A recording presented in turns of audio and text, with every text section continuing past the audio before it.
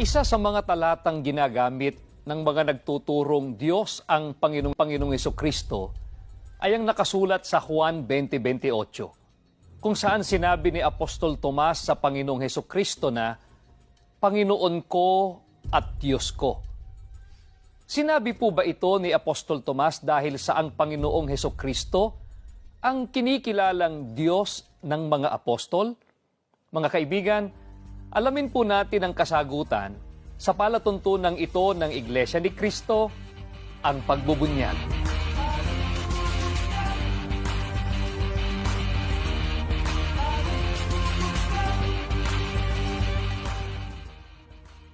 Welcome po sa palatuntunang ito ng Iglesia ni Cristo. Hangad po namin, mga giliw po naming mga taga-subaybay na minsan pa po ay makatulong sa inyo sa ginagawa po ninyong pagsusuri sa mga aral ng Diyos na sinasampalatayanan ng Iglesia ni Cristo. Kaya kami po ay minsan pang nag-aanyaya sa inyo na samahan po ninyo kami sa isa pong napakahalagang pagtalakay. Mga giliw po naming mga taga-subaybay, patuloy po nating tatalakayin ang ukol sa ilang mga talata ng Biblia na ginagamit ng mga nagtuturong Diyos ang Panginoong Hesukristo. Muli po ay ipinagpapauna po naming sabihin sa inyo na walang talata ng Biblia na wasto ang pagkakasalin. Ulitin ko po, wasto ang pagkakasalin ang nagsasabi o nagtuturo na Diyos ang Panginoong Hesukristo.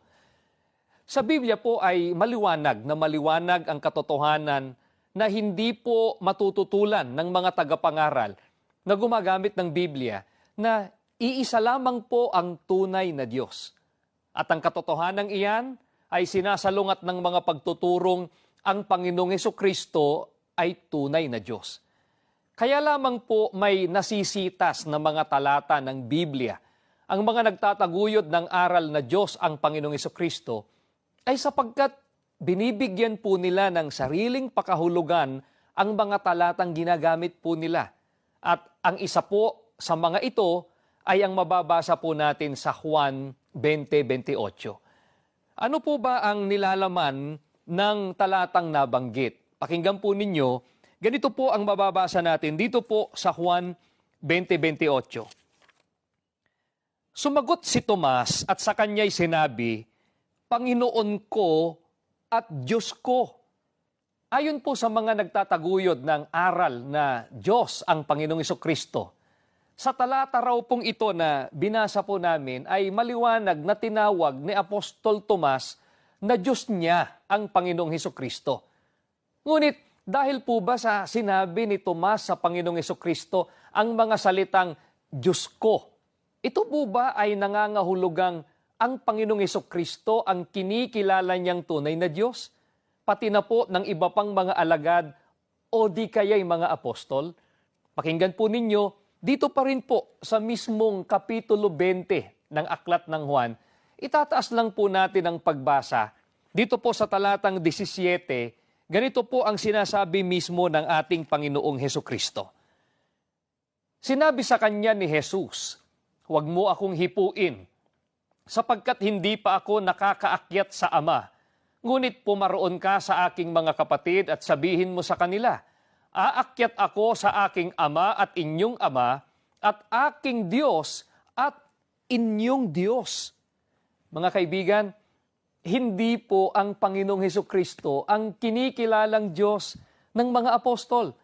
Ang Panginoong Hesukristo mismo ang nagsabi na ang Diyos nila ay ang kanyang Diyos at Ama.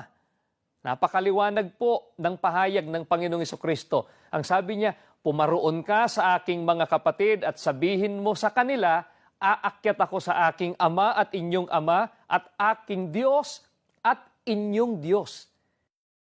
Kaya po, mga giliw po naming mga taga-subaybay, bago pa po ang talatang 28, sa talatang 17 pa lang ay maliwanag na pong pinatunayan ng ating Panginoong Hesukristo na hindi po siya tunay na Diyos.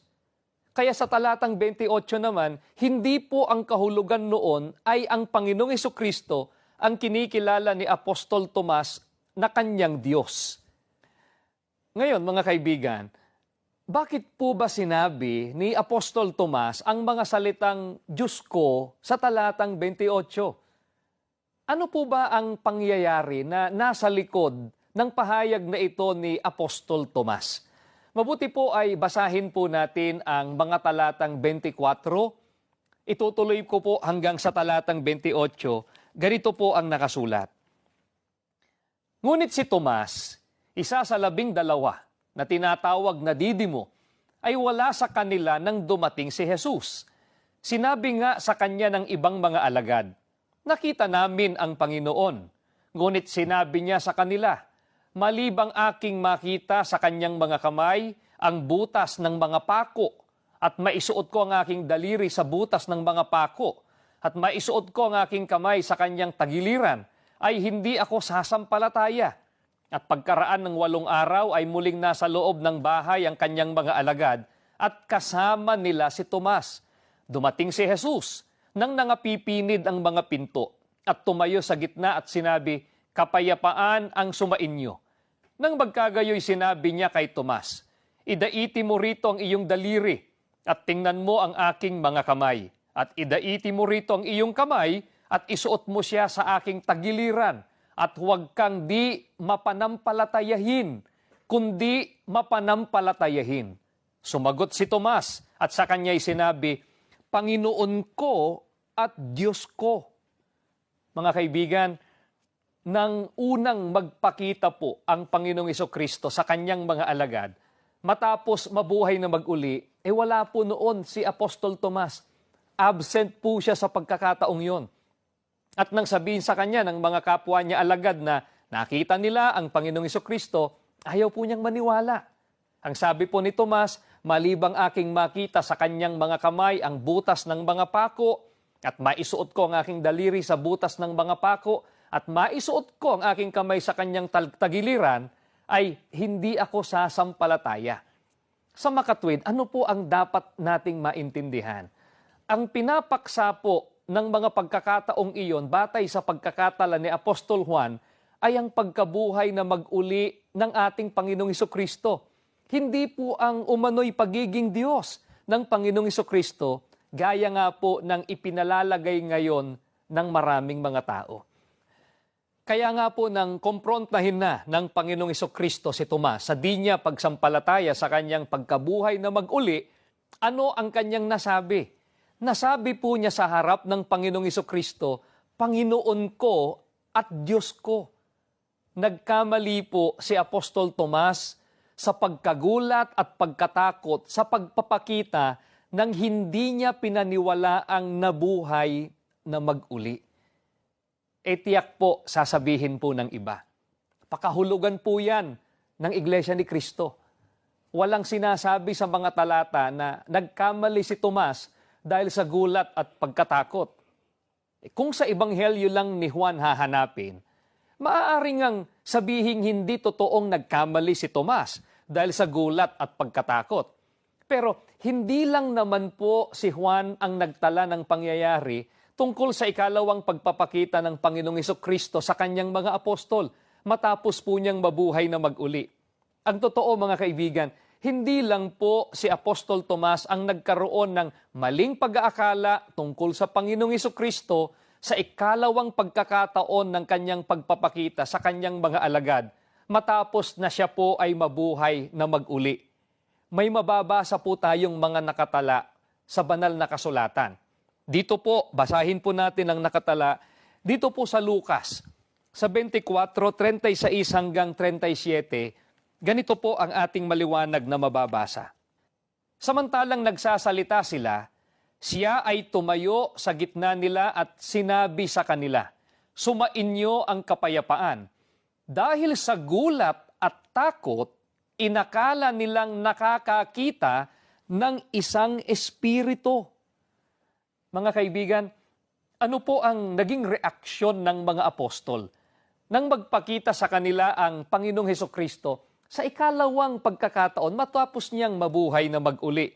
Malinaw po ang nakasulat sa talata, narinig po ninyo mga giliw po naming mga taga-subaybay. Dahil sa gulat at takot, inakala nilang nakakakita ng isang espiritu. Nagulat at natakot, hindi lamang po si Apostol Tomas, kundi ang iba pang mga apostol. Ano po ang inakala nila dahil sa gulat at takot? Inakala po nilang ang Panginoong Hesukristo ay isang espiritu. Nang akalain po ng mga alagad ng Panginoong Hesus ay espiritu. Ano po ang sinabi niya? Ano po ang sinabi ng Panginoong Hesukristo sa kanila? Sinang-ayunan po ba niya ang naging pag-aakala nila? Babasahin po natin ang mga kasunod na talata. Dito po sa 38 hanggang 39, dito pa rin po sa Lucas. Ganitong ating mababasa. Ngunit sinabi niya sa kanila, bakit kayo naliligalig at sumasagi ang alinlangan sa inyong isipan? Tingnan ninyo ang aking mga kamay at mga paa. Ako nga ito. Hipuin ninyo ako at pagmasdan. Sapagkat ang isang espiritu ay walang laman at mga buto, katulad ng nakikita ninyo sa akin. Mga giliw po naming mga televiewers, itinuwid po ng Panginoong Hesukristo ang naging maling akala ng kanyang mga alagad at nilinaw po niya sa kanila na siya ay hindi isang espiritu kundi may laman at mga buto. Ano po ang pinatutunayan nito? Pinatutunayan po nito na hindi nga po tunay na Diyos ang Panginoong Hesukristo. Bakit po tayo nakatitiyak? Sapagkat meron pong pahayag ang ating Panginoong Hesukristo na nakasulat sa Juan 4:24 na ganito po ang ating mababasa. Ang Diyos ay espiritu. Mga kaibigan, bakit po nang sabihin ng Panginoong Hesukristo na siya'y hindi espiritu, ay katunayan po yun na hindi nga siya Diyos. Sapagkat ang Diyos ay espiritu, samantalang ang Panginoong Hesukristo, alam po natin, may laman at mga buto. Kaya napakalaki po ng pagkakaiba ng Panginoong Diyos sa ating Panginoong Hesukristo. Iba po ang Panginoong Diyos sa Panginoong Hesus. Hindi kung gayon mapagbabatayan ang nakasulat sa Juan 20:28 para iturong Diyos ang Panginoong Hesukristo. Inuulit po namin, mga giliw po naming mga taga-subaybay, ang kinikilalang Diyos ng mga apostol ay ang Diyos at Ama ng Panginoong Hesukristo na mababasa po natin ang katotohanan ito sa bandang unahan lamang po ng 20:28 ng Juan sa talatang 20:17. Mga kaibigan, ipagpapatuloy po natin ang ginagawa po nating pagtalakay. Diyan lang po kayo, magbabalik pa po kami. Welcome back po sa palatuntunan ito ng Iglesia ni Cristo, ang pagbubunyag. Mga kaibigan, sa unang bahagi po ng ating programa ay pinatunayan natin ang kamalian ng mga gumagamit ng Juan 20:28 para iturong Diyos ang Panginoong Hesukristo.